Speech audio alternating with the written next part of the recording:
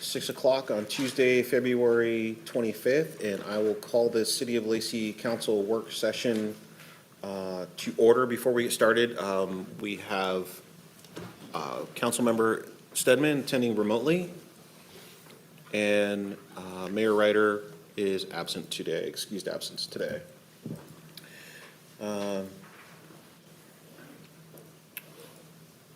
Also read the land acknowledgement.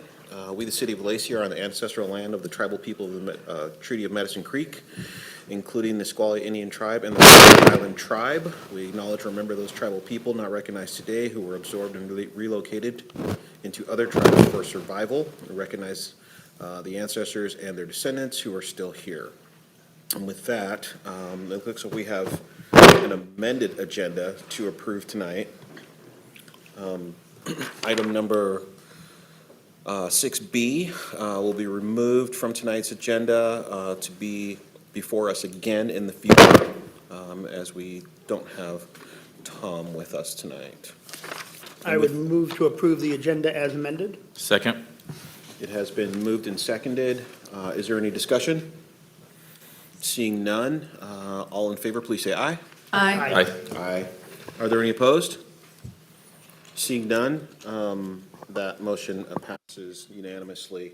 And the first item on our agenda is public comment, and it looks like we didn't have anybody we don't have any written comments to read into the record.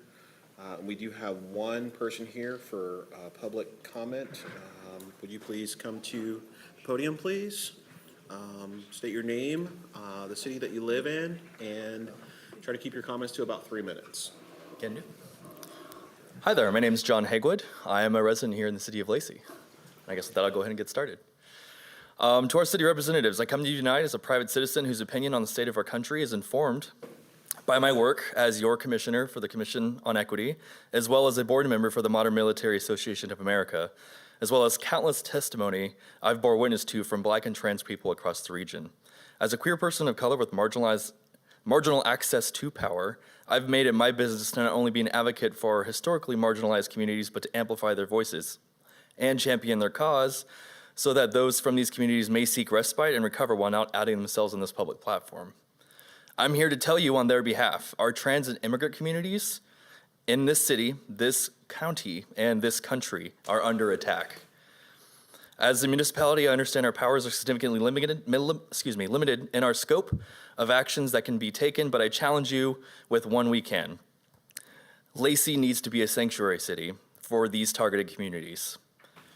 I see that the city's doing great work in various areas to ensure we're a welcome community for all that call Lacey theirs, but I say to you, we are not doing enough.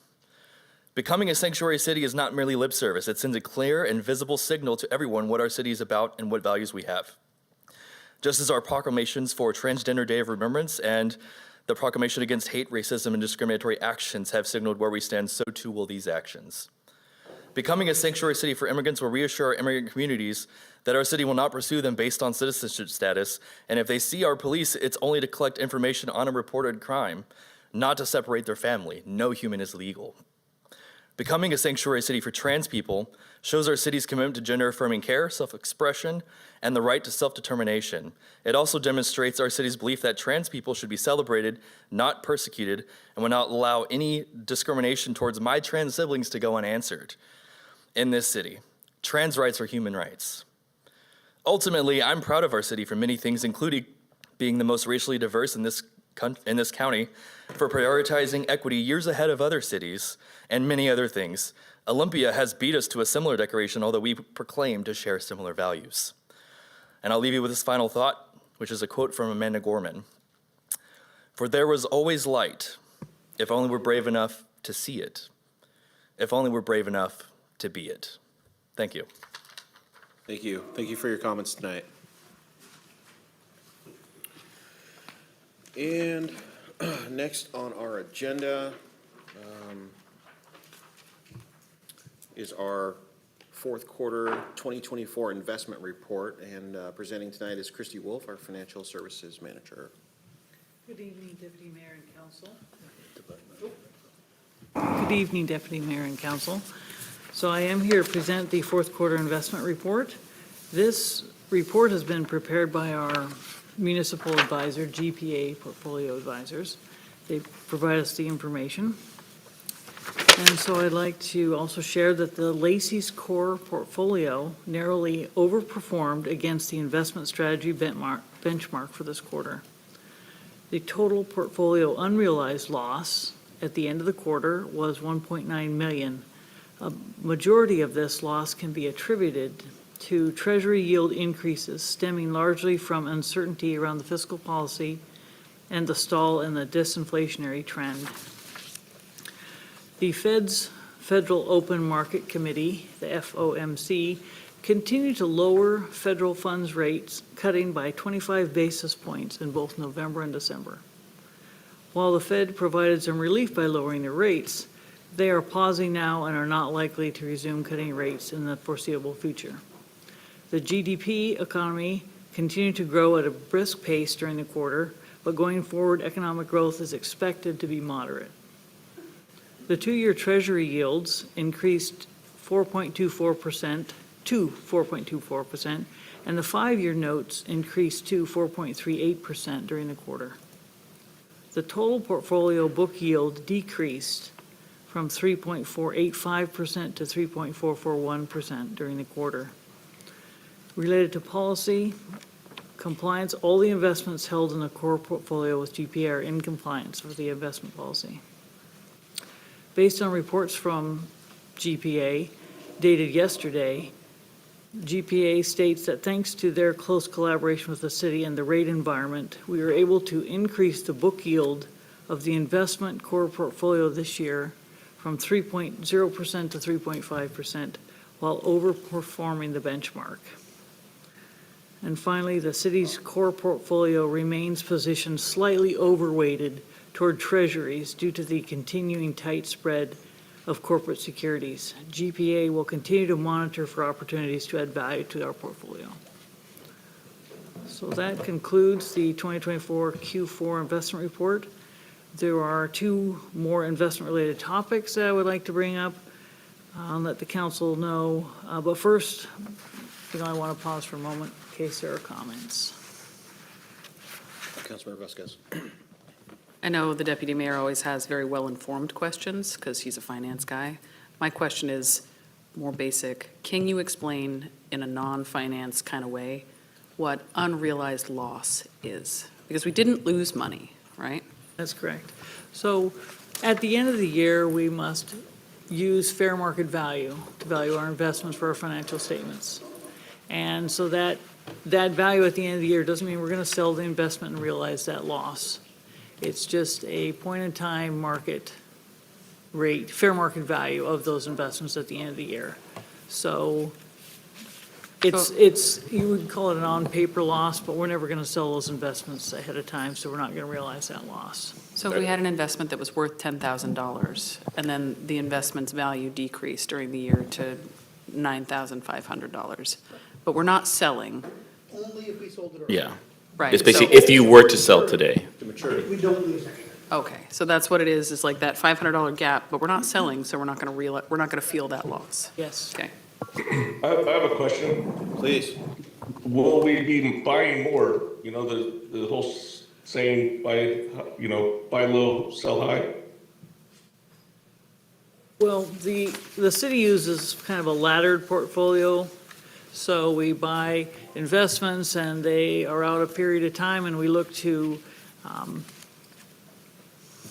for duration, so it's near our benchmark.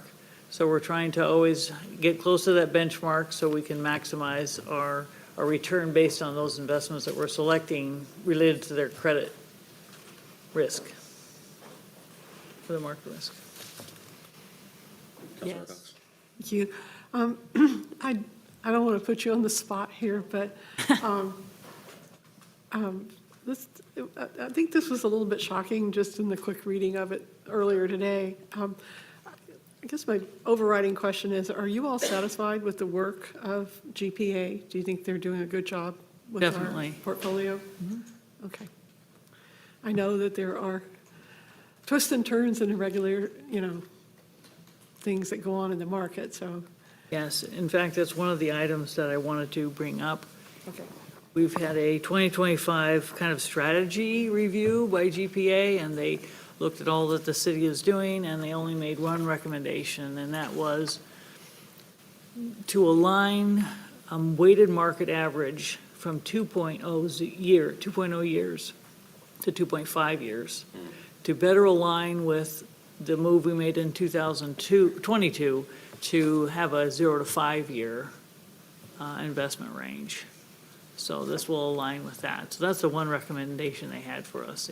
They looked at our liquidity, they looked at the investments that are coming or maturing during this year and our cash outflows. And they thought that we were well positioned within the market. So, sure thing. I looked at the year over year and the liquidity, and I like the liquidity portion that I saw. I am concerned about the Fed as well. I think we were all expecting a quarter last month, and when it didn't show up, that was kind of interesting because I saw those two guys seemingly have a contest right in front of the American people about interest rates. One promised and one said no. So I was looking at today's mortgage-backed security market. It kind of looked like something was getting baked in, like a quarter or half was getting baked in early. You know, we started off really climbing the chart this morning, and in some cases it looks like there's some positive thing on the horizon, but you're saying these next two, March and May, aren't really going to potentially yield any kind of change for us. Well, what I'm reading is there's a lot of concern in the markets with tariffs and other things that are potentially having a large impact. And so there's a lot of, I would say again, concern for what the markets will look like. Which means we wouldn't be able to afford to move. Potentially. Can't say, but. Yeah. Okay. Is there anything else from the council? Councilmember Dunning? No? No. Okay.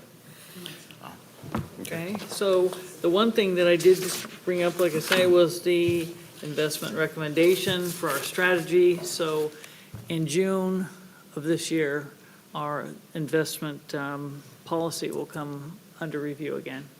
And so this is one of the items, is to extend that weighted average maturity to 2.5 instead of 2.0. And then we would formally put it in the policy. So this is just kind of advance notice what they're recommending. So it'll come before us in June. Yep.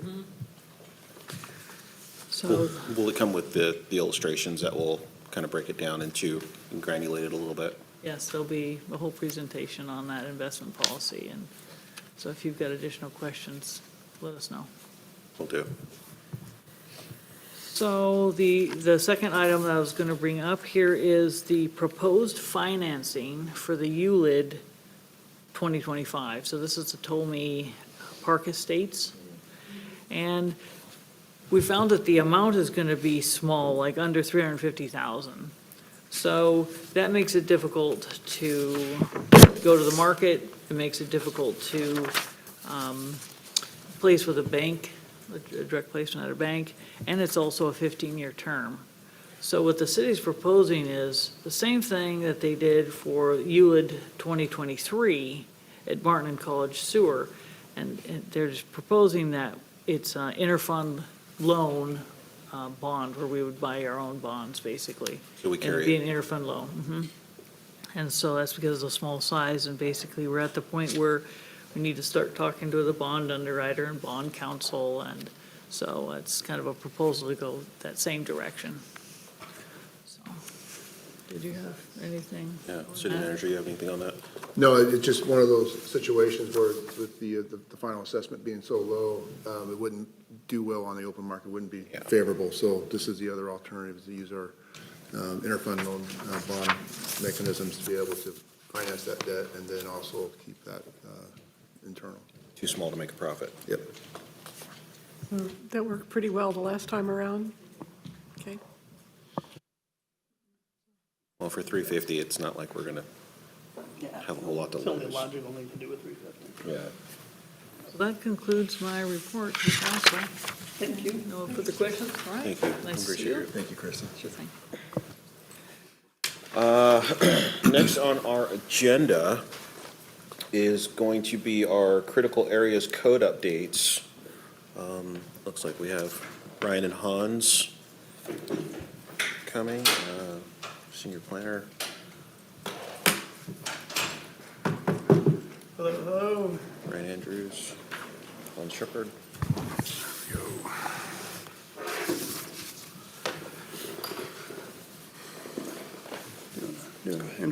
All right. Good evening, everyone.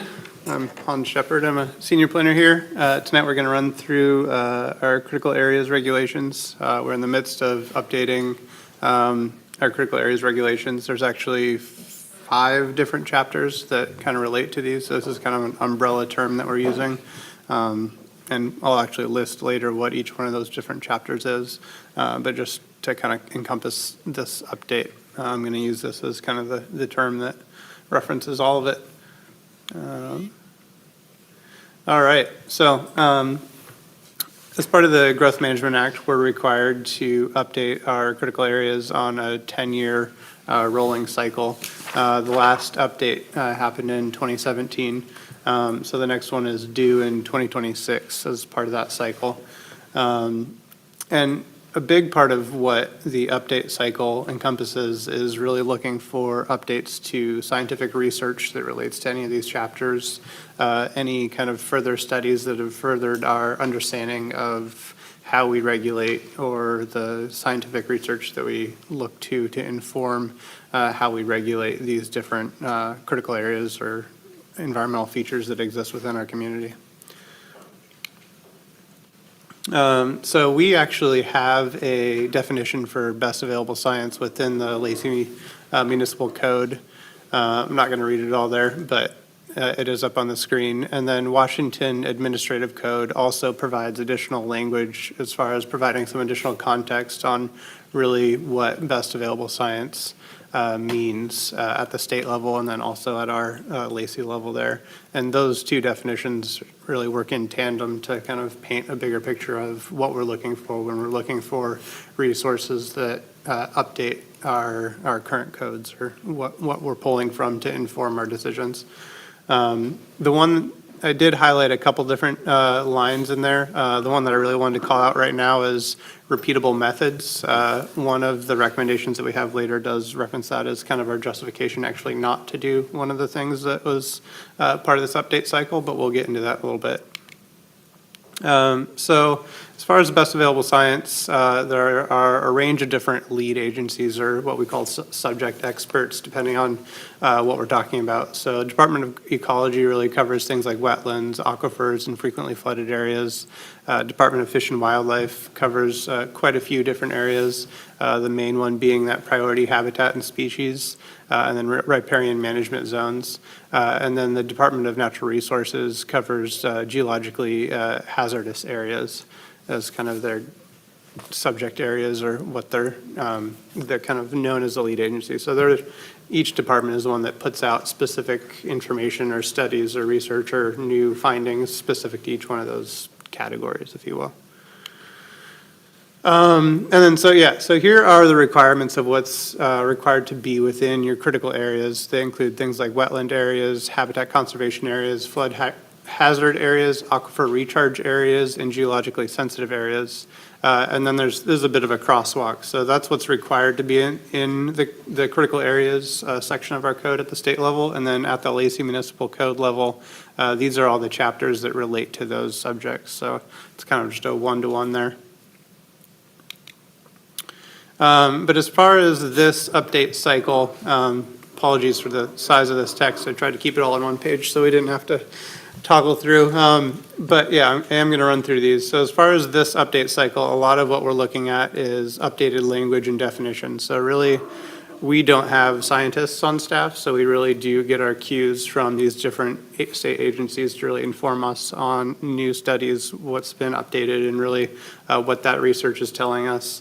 And then, so as part of the code update, we share our current code with each one of those agencies, and they actually conduct an entire review of that, our codes, and then actually call out those sections as well, and then point to new studies or research that would relate to that code and kind of why different codes might be updated for different reasons. So a lot of what this is actually just updating language and definitions based on those new studies. Simplifying language, code can get pretty bulky in different sections, so finding ways to say things in a more succinct manner. For the number 2 there, subdivision limitations adjacent to our containing wetlands and associated buffers. So that change there is, again, just a clarification. There was some language on being able to subdivide and then creating a new buildable lot within a wetland area. Not something that's currently permitted in our code, but they've improved the language describing that instance and just kind of reinforced the regulations around it. Yeah, how's that gonna work? Like, No changes are in practice, no changes are really taking place. It's just the language around it is being strengthened, so it's a little bit more robust and it's more definitive, not something that you can do instead of saying it in less words instead of more is really the change that we're talking about there. But in practice, our code would prohibit that. It would just take a little while to get around to saying it, essentially. So we're just cleaning up language there. Updating mitigation sequencing based on DFW guidance. Historically, there were only really 2 categories. No, sorry, I'm getting ahead of myself. There are 4 categories there, and they actually just switched the order of 2 of them. So as far as mitigation sequencing goes, let's see if I can quickly look at my notes here to recite them in order. Where are we going to be? Hans, can you tell us what mitigation sequencing is? Absolutely. So when a project comes in and there's some kind of critical areas or environmental feature on site, and they're looking at potential impacts to those features or what it might be, there's kind of an order of operations on how you would approach that. So say you have a wetland, the first within mitigation sequencing, and this is where the order is important and not what I'm going to remember off the top of my head, but it would be like avoidance is step 1. So if you have space on your property to avoid the feature, whatever it might be, so a stream, a wetland, a steep slope, step 1 within mitigation sequencing would just be to avoid that. So build on the other portion of your site. And then it gets to kind of varying degrees of if you have to be closer and closer to those features to the point where you're impacting those features in some way or another. There's mitigating those impacts. It's like a step-by-step process to either eliminate or reduce the harm Exactly. to the environment. Yep. Okay. Yeah, and so that bullet there is, oh man, I could really just find this and it would make this description a lot easier. and you said 2 of those steps were Yeah, changed? so they just switched the order of them. Yeah. So they still both apply. It would just be, you would, But now ice becomes before water, is there? yeah. Okay. Man, I should be able to find this. Apologies. My notes are not exactly in the order that I was hoping that they would be today. I think actually, there we go. Yeah, okay. So it's also called compensatory mitigation. Historically, preservation and enhancement were in the opposite order. So enhancement was number 4, or number 3, and preservation was number 4. Those were just switched. Okay. That's what I'm trying to talk about. So restoration, creation, preservation, and enhancement. There we go. Thank you for bearing with me on that one.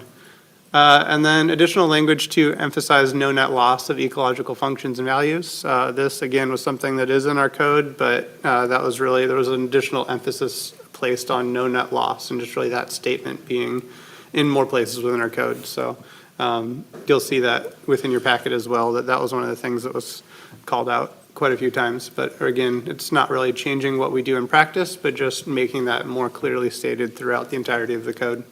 And then they updated category 3 and 4 wetland exemptions to align with ecology guidance. So that's based on habitat scores. And then so there's kind of a scoring rubric that goes along with different buffers associated with wetlands, so they just changed that a little bit. So we updated that in our code as well to remain in alignment with ecology guidance on that one, So it's not always 200? depending on the type of wetland. So there, different wetlands have different scores based on their criteria, so the quality of the wetland, the size of their wetland, how many different species might be living within that wetland, that kind of thing. And based on kind of the rating associated with that wetland, it has a bigger or larger buffer according to that. And then mitigation requirements following temporary emergency work around wetlands. Again, this was something that we had in our code, but just strengthening the language around it. So emergency work is allowed, so say something happens to your house or you need to immediately address it. There is language within our code that allows you to do that before going through the environmental process, but retroactively, you definitely have to come back and still mitigate for any of those actions or activities. But it allows us to be more responsive in an emergency setting to address different situations. And again, the language there is just being strengthened to really ensure that they do follow up and at the back end really address those impacts or whatever it might have been.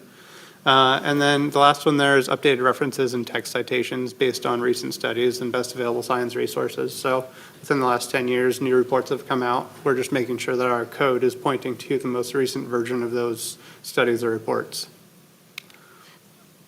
Yeah, and then I already touched on this one a bit here, but this is compensatory mitigation. The big takeaways is that 3 and 4 were switched.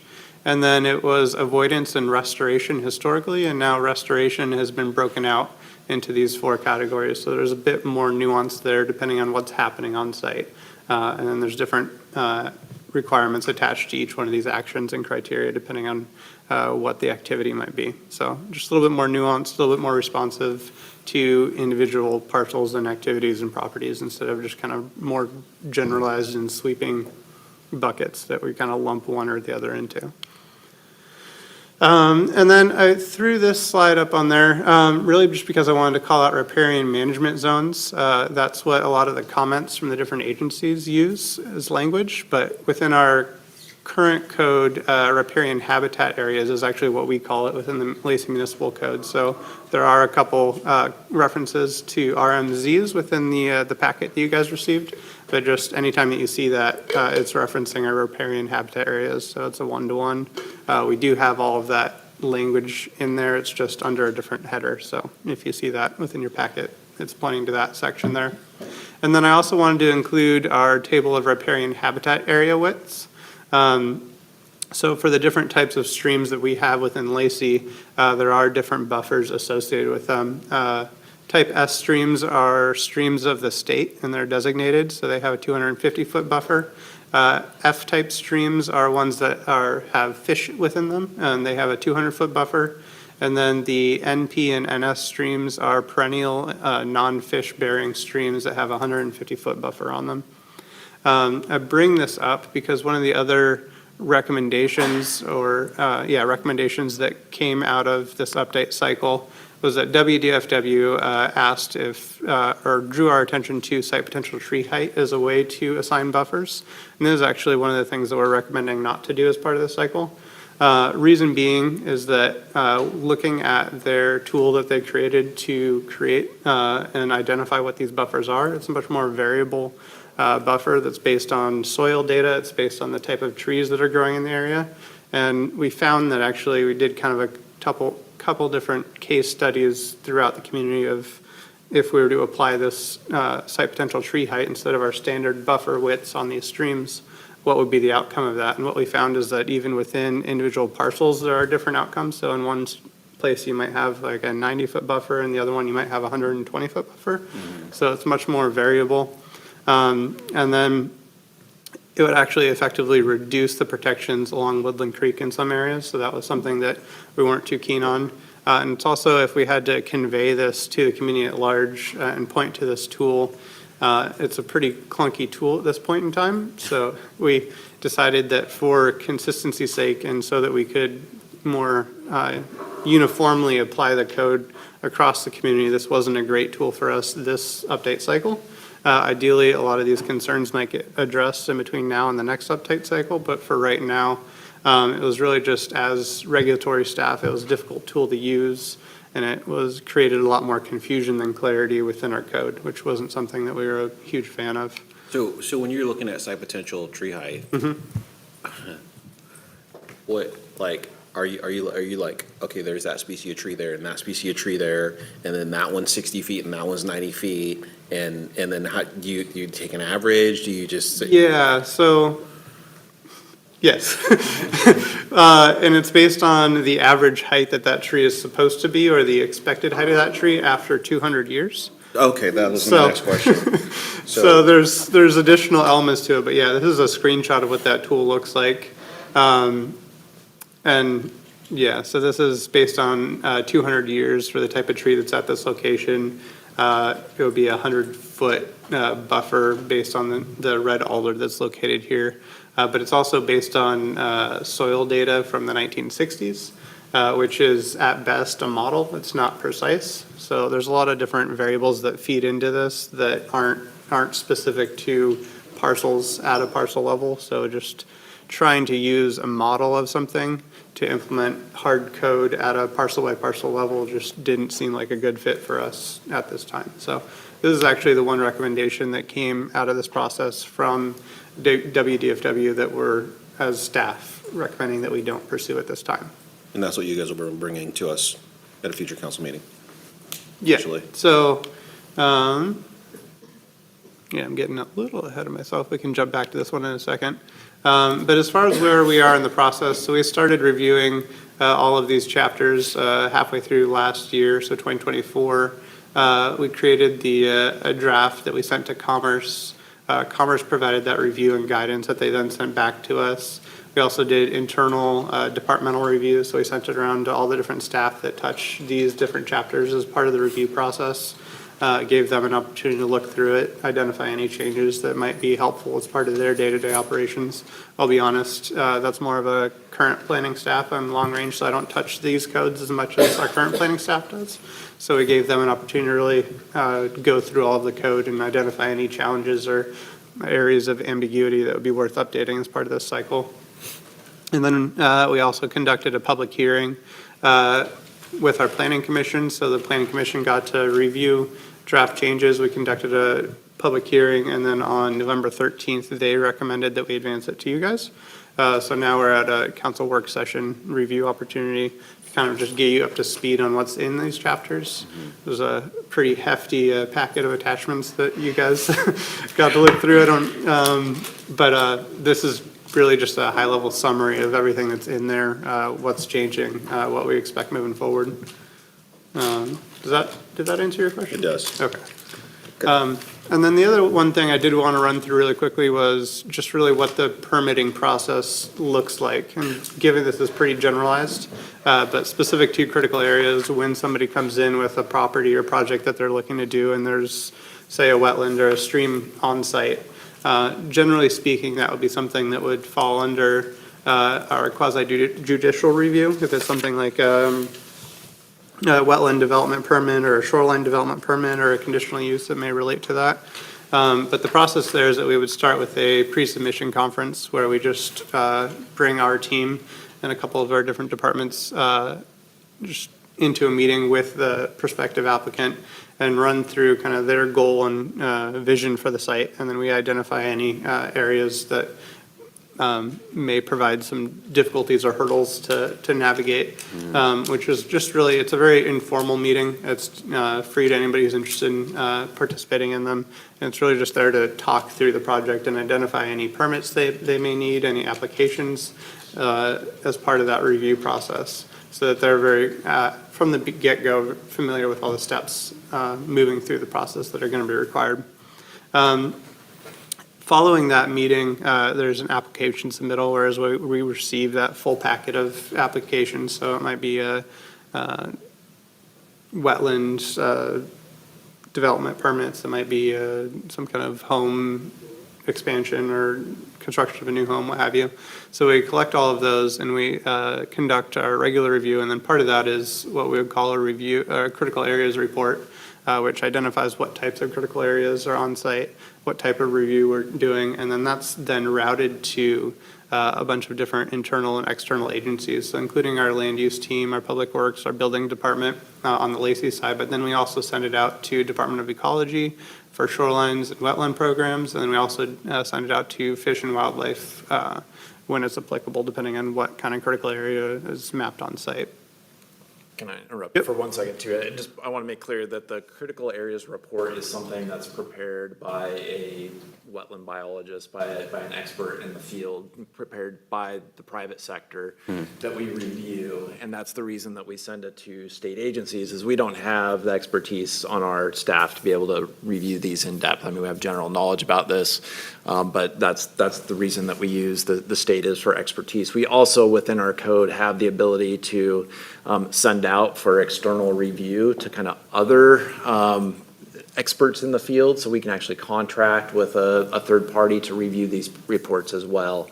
If, you know, for some reason there was something questionable in the report that we wanted additional kind of eyes or feedback on, we do have the option to send it out for an external review to the private sector as well. Awesome. It's like underwriting. Yep.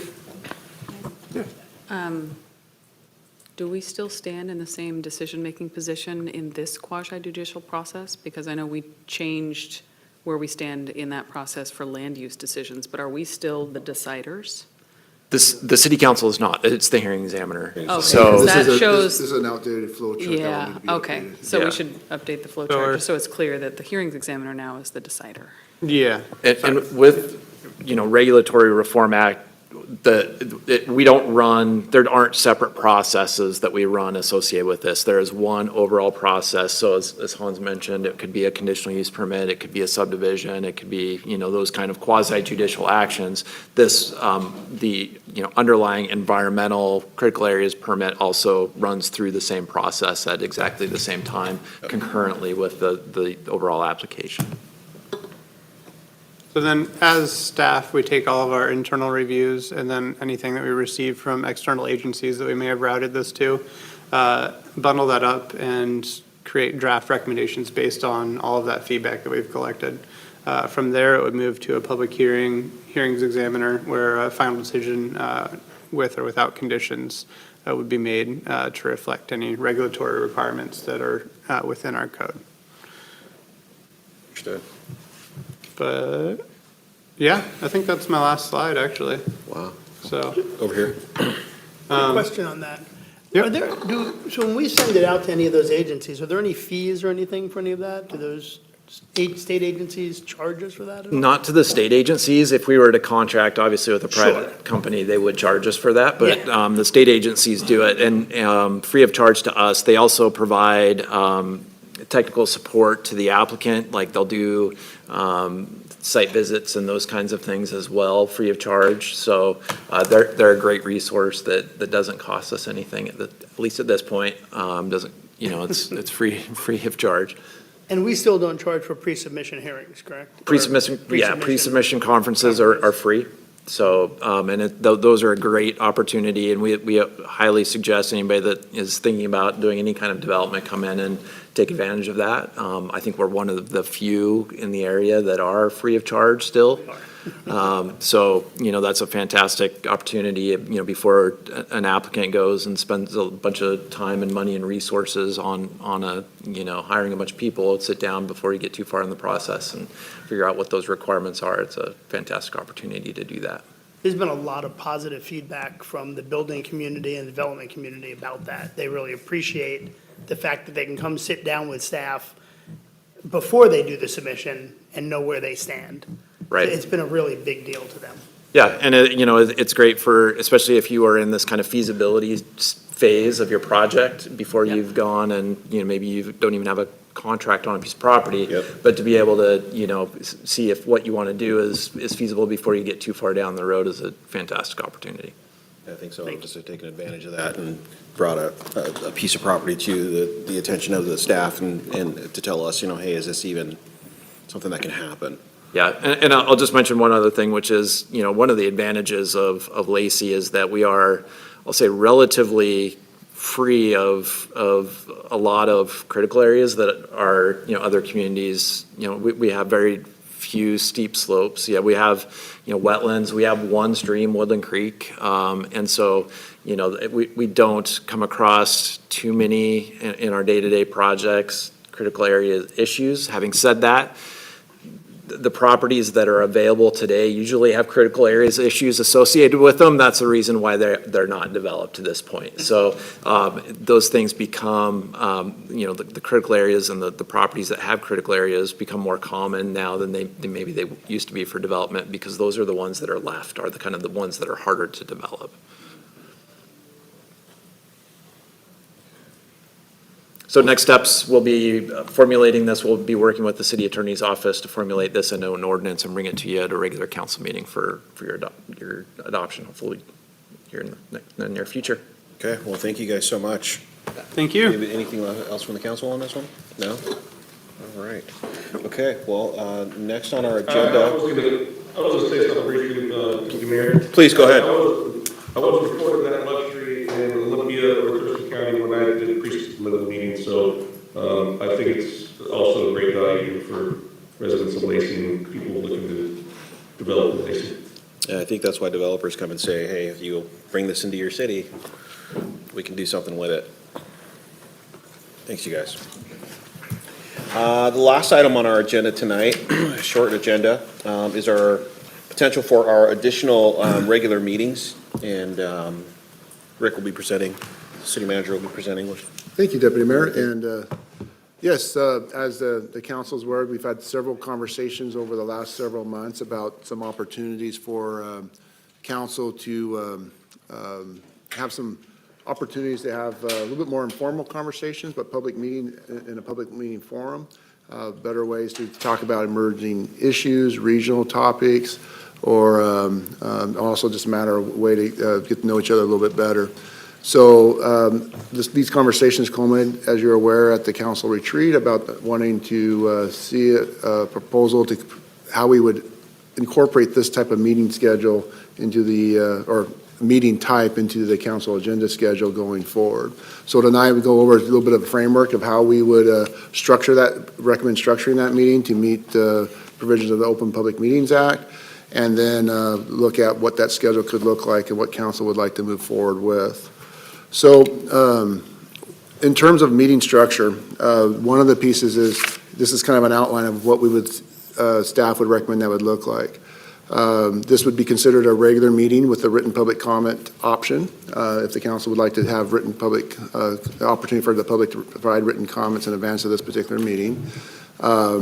This would be in-person attendance only, with no video recording or broadcasting of the meeting. It'd be in a sense, everybody that would show up would have the opportunity to show up, the public be able to show up, but it'd be in person only.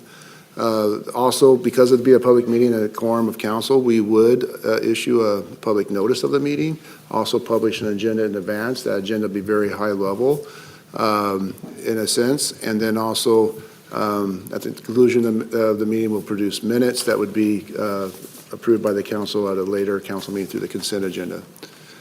Yeah, since this is something that isn't fully broadcast and those type of things, we would recommend that this would be a meeting that no final action will be taken at any of these meetings. It's just purely for discussion purposes. And then also the option that council could have is that that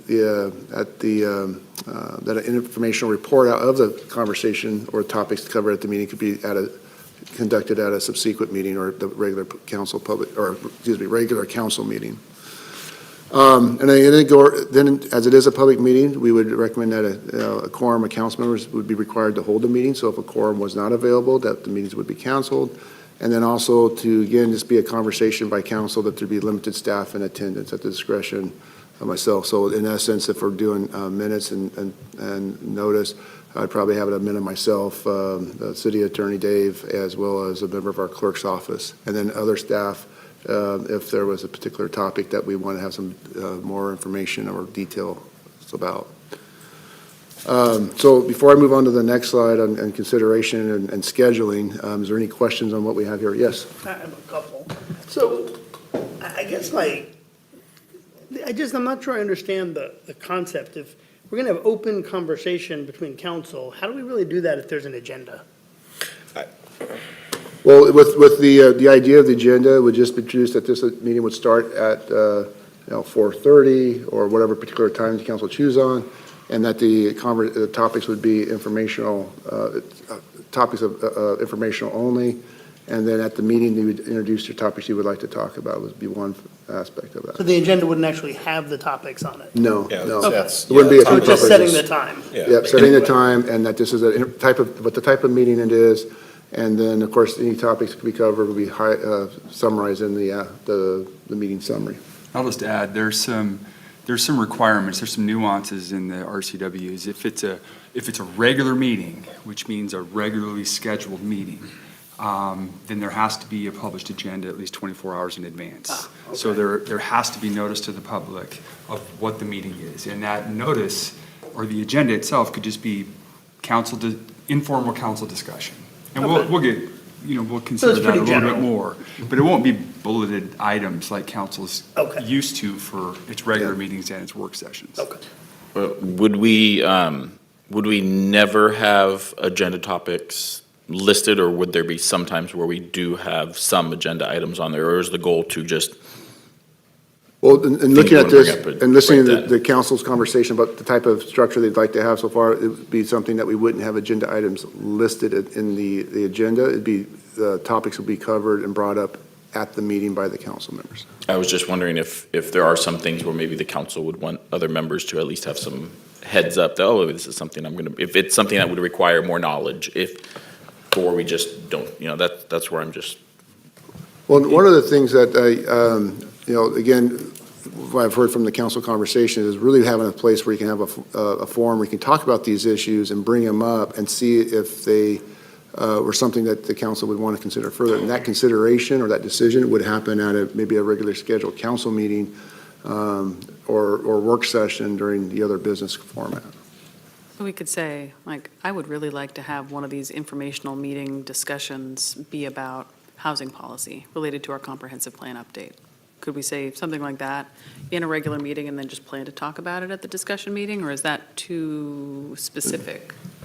I just ask council to remember that there's already work sessions, there's already regular council meetings where if a council member wants to bring up a particular item, that council member is going to need to get consensus of a quorum in order to direct staff in order to do something about that.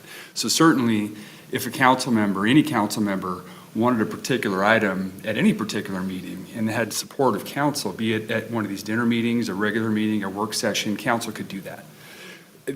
And I think this will kind of play out as we have these meetings and kind of see how it works. But initially, it's, again, as the city manager indicated, they're just informational discussions, an opportunity with no strict agenda for council to communicate about ideas that they might have individually. So like a quarterly or semi-annual retreat? Yeah, that's what I was gonna ask. Could be in some sense. It'd be once a month or quarterly. Retreat. And that's one of the things that we'll kind of get to. If we don't have any more questions on this, I can talk about a little bit about schedule and what the council would like to see. So, this is something that you can have at the dinner meeting. I know the city of Olympia conducts a dinner informational meeting on their first council meeting of the month, which I think is the second Tuesday. They hold that prior to that council meeting from like 4:30 to 5:30. And then transition into their normally scheduled regular council meeting that starts at 6. That could be a schedule that can monitor, that could be monthly. In our case, our first council meeting of the month is on the first Tuesday.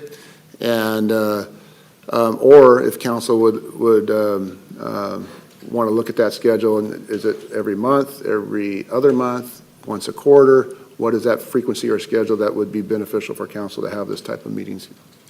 Didn't we already discuss shifting the November meeting so that we don't have a meeting on Election Day? Didn't we talk about that? So, yeah. So if we were going to shift the meeting, would we shift this Well, that's the other thing too. informational gathering first? And you're very good at reading the slide ahead, because that's one of the things with the first month, Tuesday of every month, is we do have the conflict in November with Election Day, and we've talked about moving that, the council meeting to the Monday prior. as a remedy for the first, for that first Tuesday in November. That could also coincide with the informational meeting if council wants to have that on a monthly basis. We also have a couple other conflicts already on the schedule. We have, as the council is aware, we're currently underway in the 2025 comprehensive plan update. There's a lot of work to be done there, so we scheduled some added workshops to occur between 4:30 and 5:30 on certain council meeting nights. And two of those come into conflict in May and September that we would have to deconflict. And we might be able to move those topics to actual work session if we have a room on work sessions around those same times. So per RCW and the way this works out, do we have to commit to a schedule?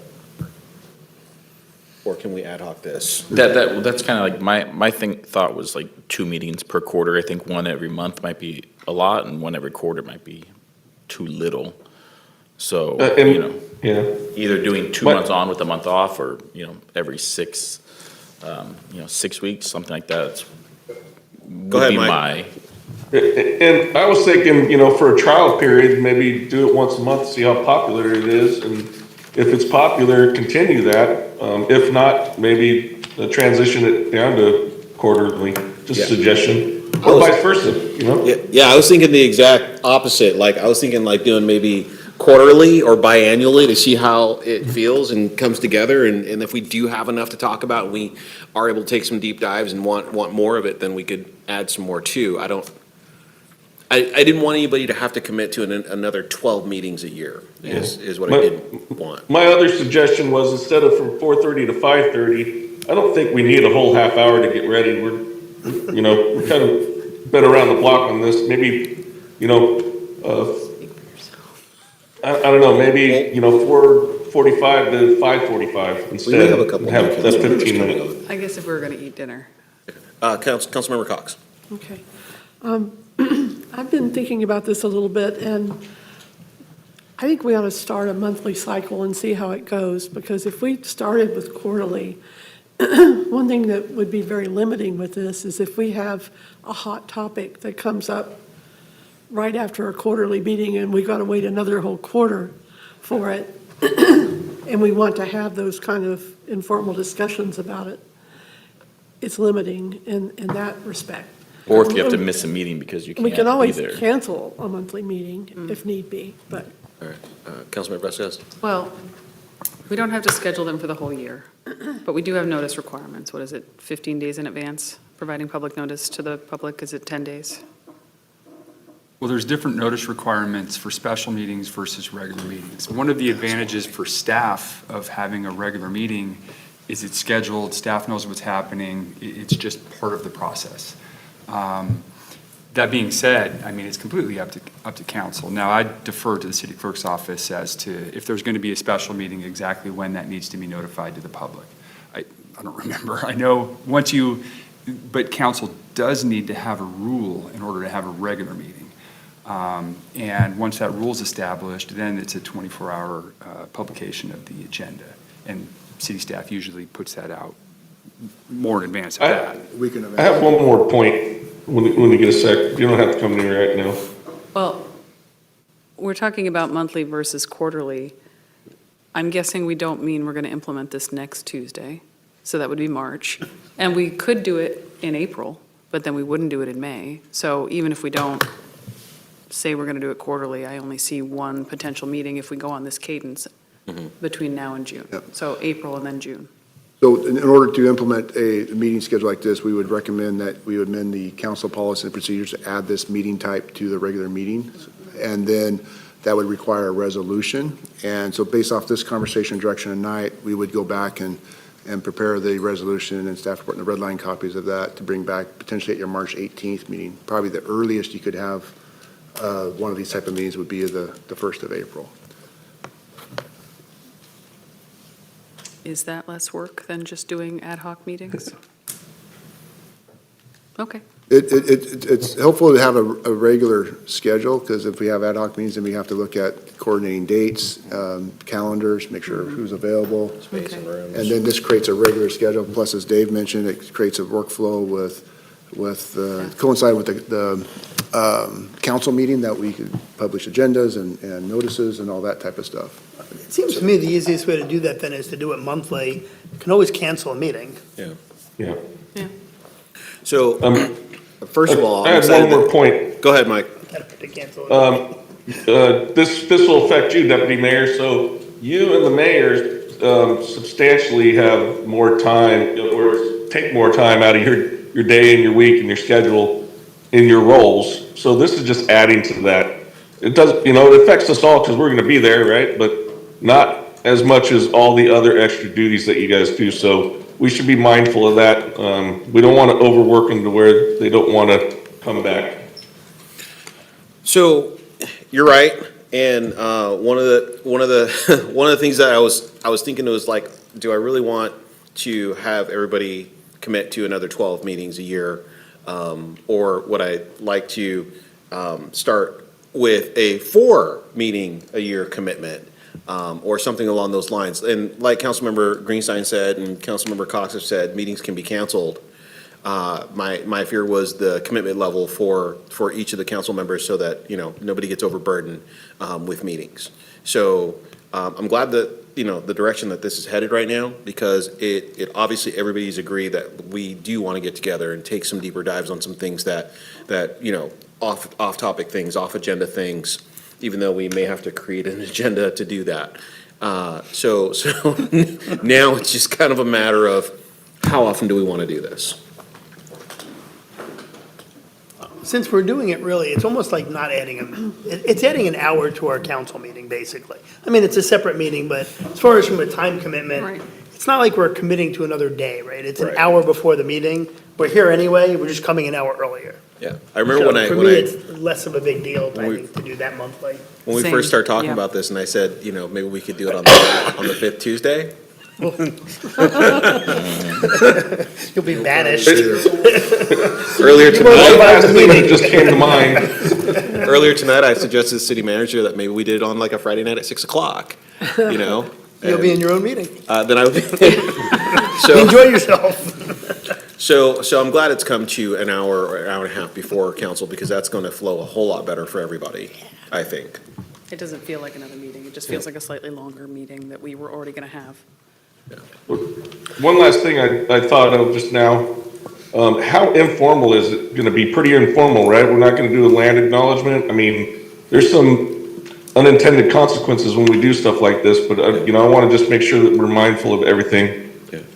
So yeah, how would the night look? Like, Well, formal start the time? mayor, if the mayor's not there, the deputy mayor would open up the meeting. Of course, we'd have a dinner served for the council, and the meeting would open up with the agenda, and it could have an abbreviated land acknowledgement on there. And of course, be at the discretion of the presiding officer, the mayor in this case, or the deputy mayor, to be able to abbreviate that or reference the land acknowledgement. And then it'd be a call for topics, or the topics that council members would like to discuss, and take that list down, and then facilitate the conversation from that point until it reached the 5:30 mark, or whenever the conversation is concluded, and close the meeting. Officially adjourned. I'd just add that it would be important, council still needs to follow Robert's rules. Yep. There still needs to be a chair to the meeting, one person speaking at a time, et cetera. Yep. But this council already has a relatively relaxed approach to the Robert's rules. So I think if you did a dinner meeting, it would probably be a little bit more relaxed, but still, more professional courtesies than Yep. anything.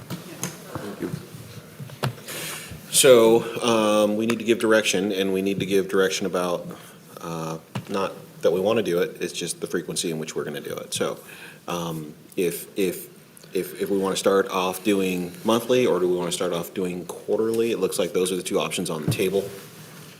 I like Or monthly. bi-monthly, Monthly. but I think monthly. I think monthly to start, and then if we need to adjust, that's easy to do for us. Monthly's good. You have your direction? All right, thank you. So we'll work to prepare a resolution and set this up, and come back at, I think it was the 18th? Of course, But the council meeting after next. Second council meeting in March. I get my Mays and Marks mixed up. Deputy Mayor, I was also going to suggest if it doesn't, if it becomes not enough, maybe go every other month instead of jumping right to quarterly. So with one of these, like, what is the cancellation, like, we have to cancel within a certain period of time, or like 24-hour? 24-hour notice cancellation. Okay. And then also, just to confirm, talking about monthly, are you still good with the 4:30 to 5:30 hour meeting? And then I have a transition going into council meeting. And I'm sound. I like the 15-minute break, not the 30. 5:45? 4:30 to 5:45? If it's gonna be in the building, Yeah. I don't wanna, waste anybody's time, Yeah, even if it's okay. downtime. Sitting here for 30 minutes. Yeah, I was just wondering how much Yeah. time we needed for that gap for them Oh, just there to set could be a up their line for the restroom changeover. or. All right. Okay, so 5:45. Please, Okay. thank Need to you. do our quick little power walks so we don't fall asleep during the council meeting. Well, yeah, we're gonna go from that room to this room. And then we're talking about doing the same as a council meeting, not a work session. Same night as a council meeting, Yes, not the yeah, same night first as a work council meeting of the session. month, so it'll be the Okay. first Tuesday. Tuesday. So would we be doing it in this room? Well, What we'll probably do is have it in the executive board room or the community room, depending on what we need for space for, in case the public shows up. That was another thing, in case there's any to switch over. well, the youth council's in there, aren't they? For, Yeah, they could be. So we will have to figure out room space, but we'll figure it out, because we also want to make sure there's space in the event that the public does show up. okay. Is there a particular reason we decided to do it on a council night and not a work session night? Just- That's also up for the council discretion. I looked at the first council meeting and it's, so, Let's unpack that just real quick. Work session night, council night. Well, I would say council sessions are usually shorter, shorter Yeah, than work sessions, so sometimes work sessions can go a little bit long. We have had some long council sessions, but in general, We could it's- and I think more people tend to show up at the council meetings as compared to work sessions. Well, and when we have work sessions, I think we're doing heavier brain work sometimes because we're getting reports, we're looking at data, like the slide decks are longer. And I like the idea of having the discussion and then transitioning into a council meeting where we've already been briefed and we're making decisions instead of doing a lot of brain work all in the same day. I'm flexible. Works for me. Yeah, council meeting, first Council council meeting? meeting. I think so, yeah. I think the two, it would almost get confusing, to move from that element into a work session, because they'd be very much alike in tone, so. Okay, well, I think we've given ample direction, and thank you guys both. Thank you. So with that, we have reached the end of our short agenda tonight, so unless somebody else has something else for the order, if not, then I will call this meeting adjourned. Keep it classy, Lacey. Good night, everybody.